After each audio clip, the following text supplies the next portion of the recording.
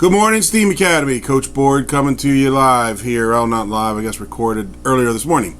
So it's Thursday, November 7th. So hopefully you're having a good day there. Yesterday, the 5th grade went on a field trip. They went to the Canton Symphony. I heard that was really good. We have some other dates coming up on November 21st is Picture Retake Day. So if you didn't like your picture, you didn't get a good one, there's your opportunity to get that retaken.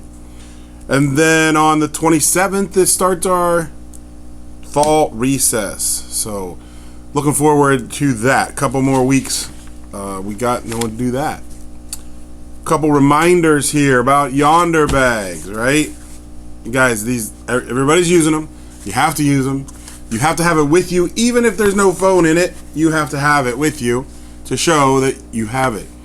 So if you are one of those that's, I don't know where my Yonder bag is, you know you're going to get assigned a new Yonder bag, and you're going to be responsible for paying for the first one, which was $30.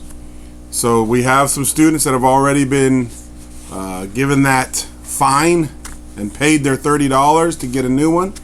But if you get a new one and you find the old one, you can turn it in so you don't have to pay that. So just keep track of that. That's where your phone goes. It's for your own good, trying to keep you focused on what we're supposed to be doing here. ID badges. Also, I need a really new one. Mine is all jacked up. ID badges. You see Coach Burton in the office for those. So she will be the one, and that is a $3 fee to print you out a new badge. And you need that for the bus. You need that for the lunch line. And 7th and 8th graders coming down the track, you can use it to actually ride the SARTA bus. So that is a valuable ID badge. In sports, I know right now that the open gym is going on for the boys here at STEAM. So if you're interested in basketball, that is happening right after school. Many days, I don't know, you can ask.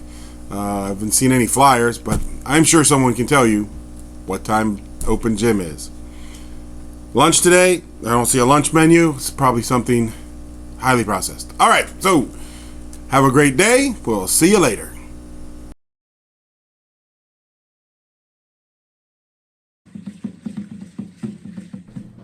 November marks an important time of year for Indigenous people, Native American Heritage Month.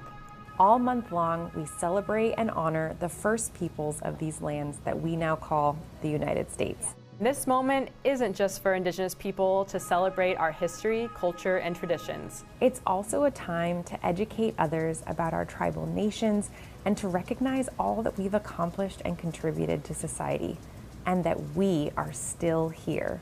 Who exactly is considered Indigenous? And what are the terms used for the different groups from various regions? And when did this yearly cultural celebration become official? Ayuki, hello. I'm Kiara Sotile. And I'm Alyssa Yakhidi London, Tlingit Ayakhat. I'm proud to be Karuk. I am a member of the Tlingit tribe of Alaska. We're going to break it all down for you in this episode of Understanding Native American Heritage. Our Native American heritage has always been something to celebrate, but when was it officially recognized on the calendar? To answer that, we have to go back to the early 1900s. In 1914, Red Fox James, a Blackfoot Native American, rode on horseback across America, rallying state governments to approve an official day to honor Native Americans. A year later, with support from 24 states, he presented his proposal at the White House, but there's no record that anything came of it. Then, 1 year later, the state of New York declared the first recorded American Indian Day in May 1916. But it wasn't until 1990 that President George H.W. Bush officially made it a month. Now let's talk about who are Indigenous people. Some prefer the term Native American, others use American Indians. Other identifiers are location specific, like Alaska Natives, which refers to Indigenous people of Alaska, or First Nations, the First Peoples in Canada. Many Indigenous people like to identify by their tribal affiliations, like Navajo Nation or Dene people, Karuk, Puyallup, Tlingit, or Seminole. And since there are 574 federally recognized tribes across the country and 229 in Alaska alone, and even more seeking federal recognition, the best thing to do is ask how we choose to identify. I prefer to identify as Alaska Native and Tlingit. I go by Karuk, but to me, American Indian and Native American are also interchangeable. Some people might imagine we all live on reservations, but actually only about 22% of Native Americans actually live on reservations. The other 78% of us live all over the country and the world. We've been a part of the fabric of this land for so long before it was ever called the United States, and we continue to make our mark today. Last year, Secretary Deb Haaland became the first Native American cabinet secretary. She later swore in the first Native American director of the national parks, Charles F. Sams III.